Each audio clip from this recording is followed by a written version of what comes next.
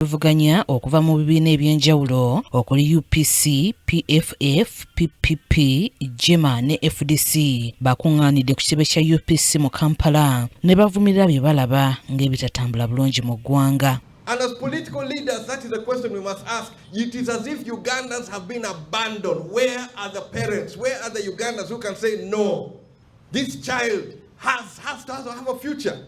We may not have been the parents of that child, but we have to be responsible. Those of us who can speak must be responsible to stand up and speak for Uganda. Bano bagamba nti bigenda mu maaso bitadde ebitongole ebyenjawulo n'essiga eddamuzi mu kukozesebwa. Kijja kitya okubeera nti mu ggwanga tulina emyasiro egisukka mu gumu.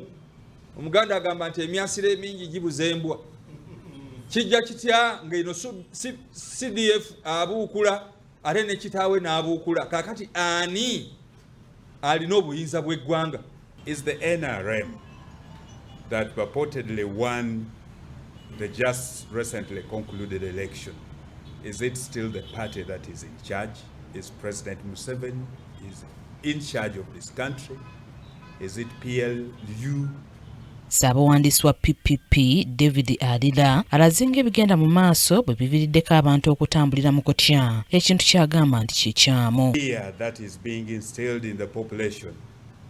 These are things that we only used to read in books. Today many of us are seeing it unfolding once again, unfortunately, right before us. And we do ask ourselves questions. One of them is, by the way, who is in charge of this country? That's a question that many of us are asking, and many Ugandans out there are actually asking the same question. Munnakibiina ki PFF asinzidde wano n'ategeeza nga bwe bandyagadde okusisinkana omukulembeze w'eggwanga n'ekibiina kye ki NRM ku nsonga zino okusobola okuzza emitima gy'abannansi awamu n'okuziyiza ebiyinza okuddirira bye bagamba nti biyinza obutaba birungi. Ensangi zino byoleka nti waliwo omuntu alabika nti alina obuyinza obwa pulezidenti ng'ate ye mutabani we yennyini.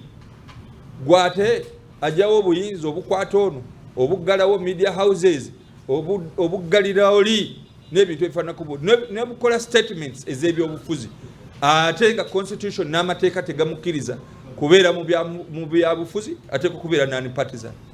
N'olwekyo ffe ng'abakulira ebibiina bino twagala okuvaayo n'eddoboozi limu tubuuze President Museveni ani alina obuyinza bw'eggwanga leero, era bw'abeera nga yeye obuyinza obwo agenda bukozesa atya okusobola okukoma ku mutabani we. Is to call on ourselves as a great nation to work together and also invite the national resistance movement to the table of peace and unity. We are inviting the National Resistance Movement organization to the table of peace, security and unity of the people of Uganda. Kimerwa David yakusakidde eggulire lino ku KTV amalindirire.